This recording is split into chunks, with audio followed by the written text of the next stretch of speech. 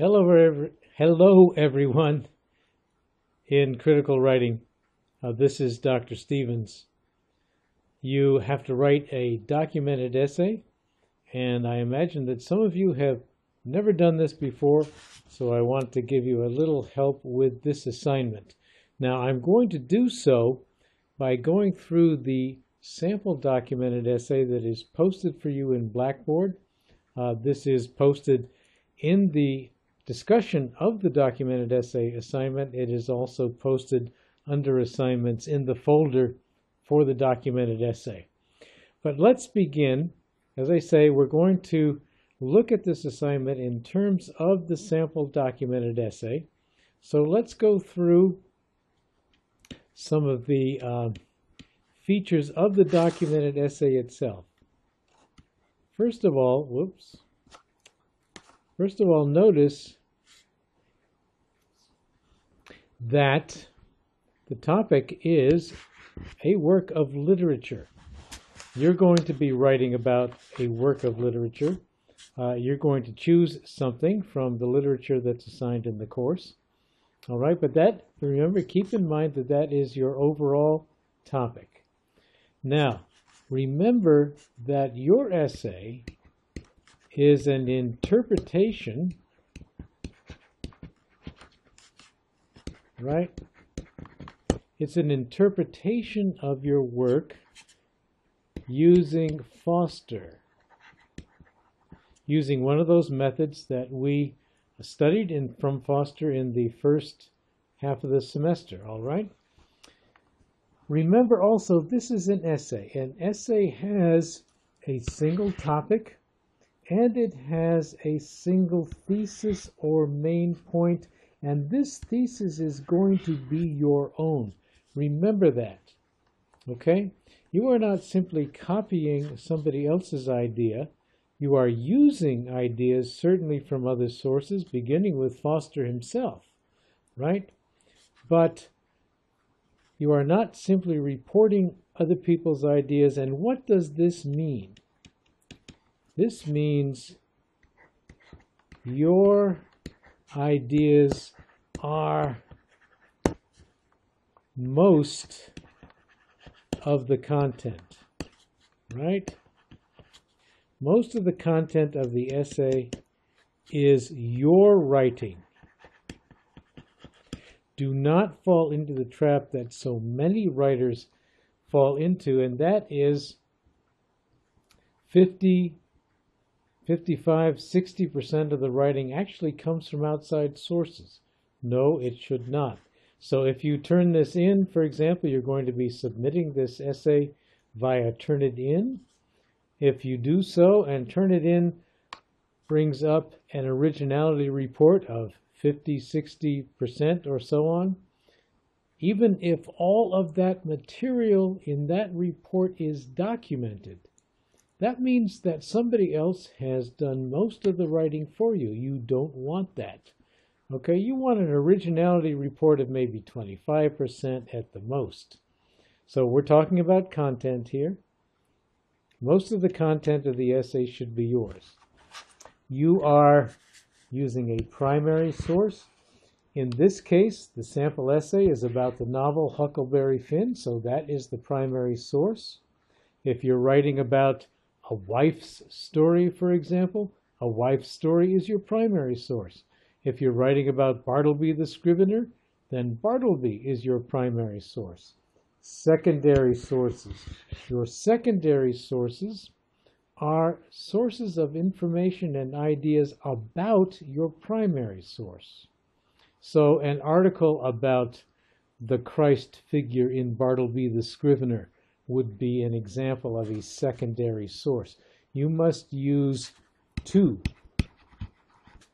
secondary sources for your paper. This particular little lecture of mine is not about how to find sources. All right, we can talk about that. You can give me a call. You can read the instructions in the assignment instructions about how to go to the MLA bibliography and look up articles and so on about a wife's story or Trust Me or something like that, right? Okay, but that's not what we're talking about here. You need to document your sources. You need to use manuscript format. You need to follow the rules of basic English composition. Now, we're going to look at the sample essay itself, but let me remind you that this is just an example of a documented essay about a work of literature. It is not an example of an interpretive essay using one of Foster's methods. So this is a very, very general view of what a documented essay about what literature is. We'll talk a little bit as we go through it about the differences between what is written here and what you might write in your own essay. But let's have a look. First of all, let's look at format. I'm talking about manuscript format here, okay? Let's look at manuscript format. Whoa. Okay, let's look at manuscript format. Notice that this begins with a heading. This is MLA manuscript format. The heading has 4 items. It has the name of the writer, that's your name. It has the name of the course, that's English 208, or if you want to add critical writing, that's fine too. It has the instructor's name, that's me, and then it has the date that you are writing this essay. This is flexible. You can put the date that you finish the essay. You can put the assignment due date up there if you'd like. That's fine. Now, I'm hoping, speaking of assignment due dates, this particular essay is due a week from Monday. That is, it's due on April 6th. So keep that in mind. I'm recording this essay, and it'll be posted to the discussion board on Friday the 27th. So you've got a little over a week after you read this essay or watch this lecture, after you watch this lecture, you've got a little over a week to take advantage of my great words of wisdom here and write your essay. So back to manuscript format. We've seen the heading. The next thing that's required is a title. Title for your essay. Let's say your essay is about you take the Foster's political approach to a wife's story. That's a very popular one. So you might title your essay, The Politics of Race and Gender in Mukherjee's A Wife's Story. Now, let's pay attention to this first paragraph. What the first paragraph does is topic, and it gets right to the topic. No beating around the bush.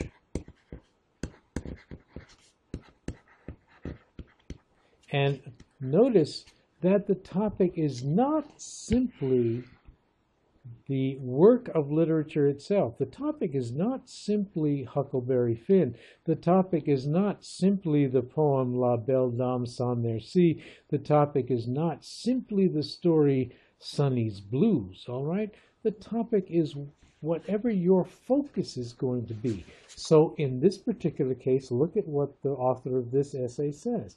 The final section of Mark Twain's Adventures of Huckleberry Finn. We've already narrowed down to a specific focus, not the novel in general, but the final section, right?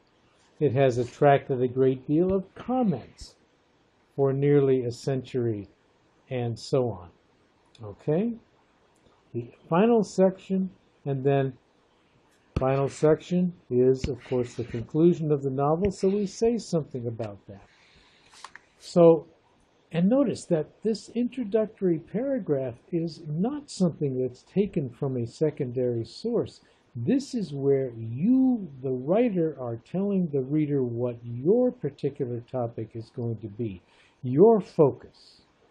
Now, the introduction continues with a second paragraph that outlines this thing here, or summarizes this great deal of comment, all right? Well, you might want to follow your introductory paragraph with further development by way of introduction, all right? So again, let's talk about this in terms of an approach you might take.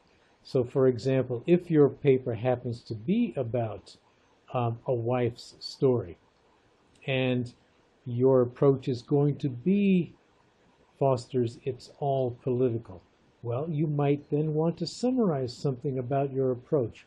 What is the political approach? How does the political approach work in interpreting a work of literature, and so on, okay? All right. Now, here, third paragraph, here the writer gets into the actual subject, okay? We've introduced the subject. The subject is going to be the commentary about the ending of Huckleberry Finn, and now we're getting into what that commentary actually is, all right? So the writer is continuing with the topic. Some people have found the ending unsatisfactory. All right. Okay, you're not going to be writing a paper about controversy or commentary or critical debate about your primary work. You're going to be writing an interpretive essay using one of Foster's approaches. All right? So what you might say here at this point is going to be slightly different, right?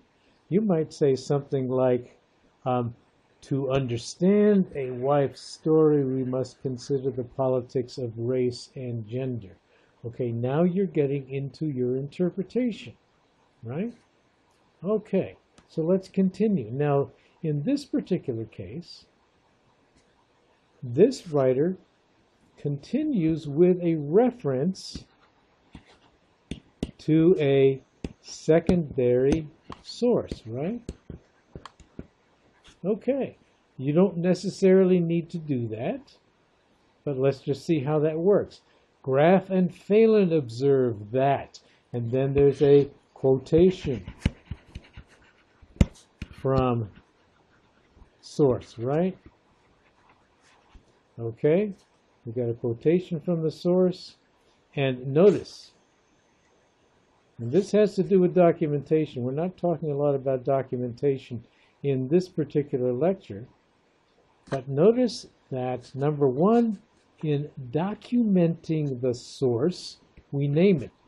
Source is named in terms of the names of the author of the source, two guys named Graff and Phelan, just last names, all right, as it appears in the works cited. All right, and then at the end of the reference to the source, we give the page number in the source.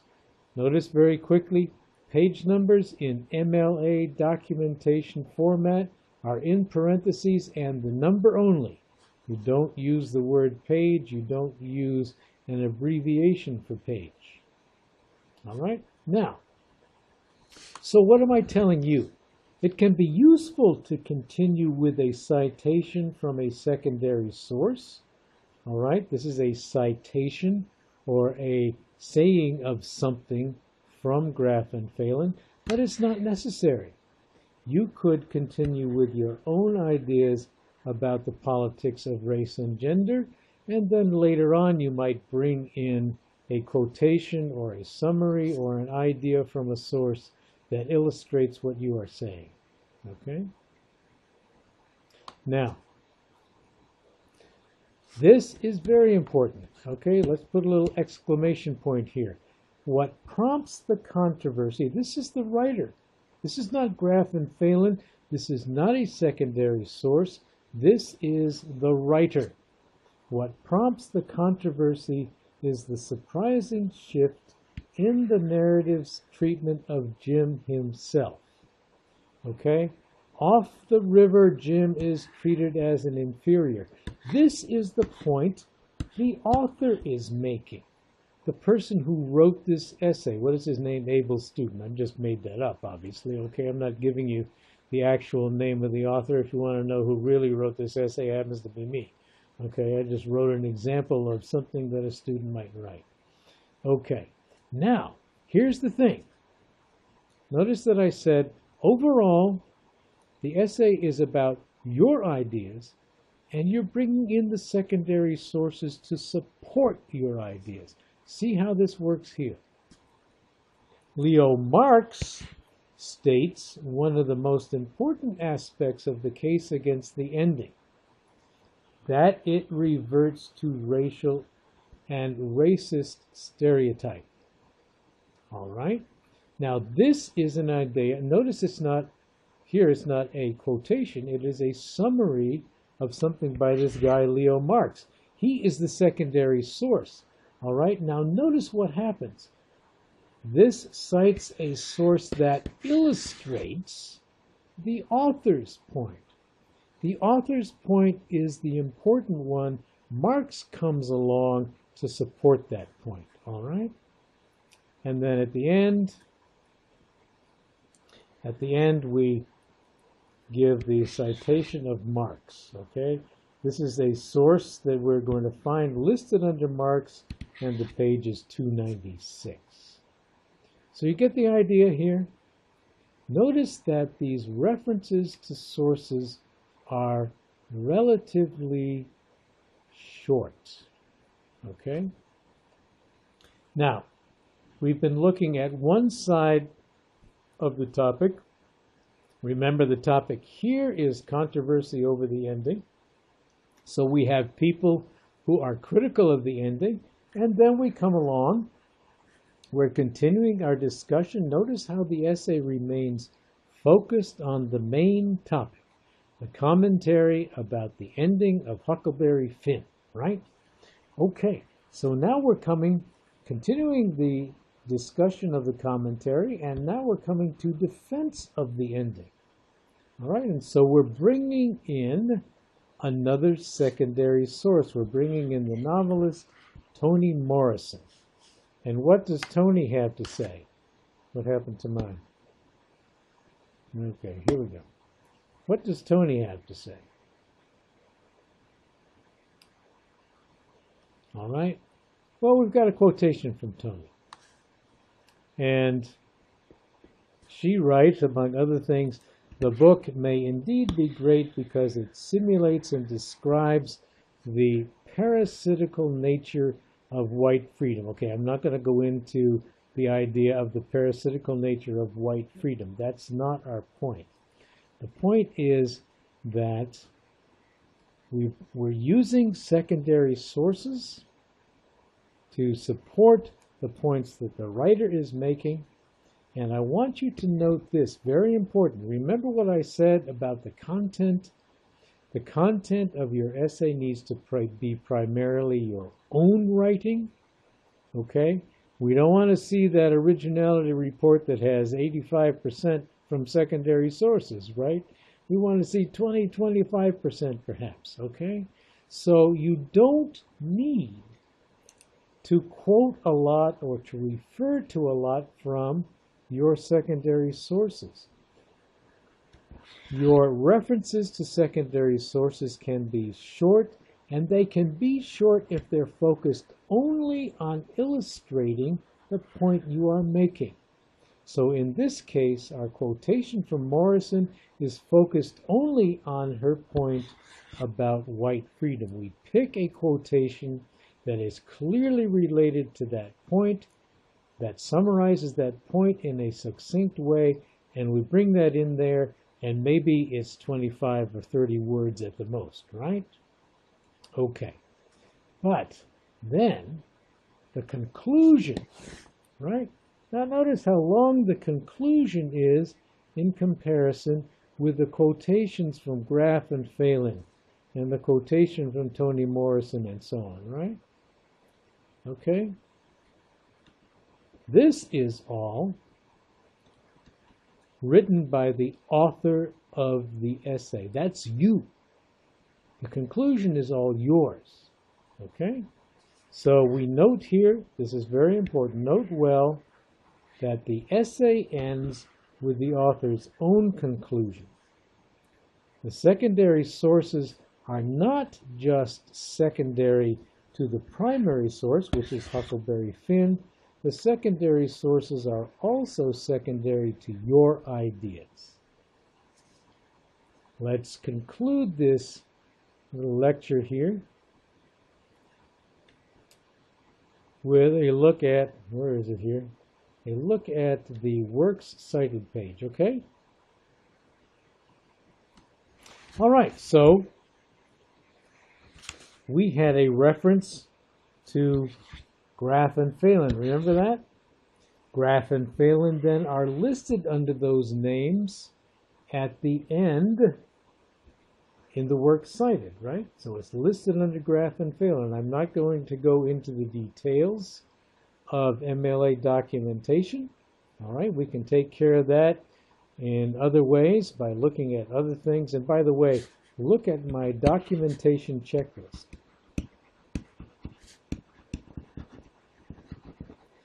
The documentation checklist is posted under course documents in Blackboard, and you can use the documentation checklist in two ways. You can use it as a refresher of the proper format for documenting and citing works in MLA, and you can also use it as a way to check your own documentation to make sure you haven't made some of the basic errors, okay? So, works cited, all we're doing is listing the works that are actually referenced in the paper. That's all the works cited lists. Don't give me a long bibliography of sources of information about a wife's story or about Bartleby the Scrivener. I don't want that. Just a list of the works that are referenced in your paper, okay? So, and that's what we mean by works cited, and it is called works cited. Don't call it a bibliography. No, you'll make me mad. I don't want to be mad. I want to see that you've done this correctly. It's a list of the works that are cited, so we call it a works cited list. So we had, in the text of the paper, we saw that this author cited Graf and Phalen, cited Marx, and cited Toni Morrison. So they go in the list of works cited. Okay, folks, that's what I have to say about writing a documented essay. Please, I hope that you will have learned something from the essay. I hope it will help you with your writing assignment. If you have questions about anything that's been brought up in this lecture, please ask your questions on the discussion board so we can all talk about them. And thanks for listening.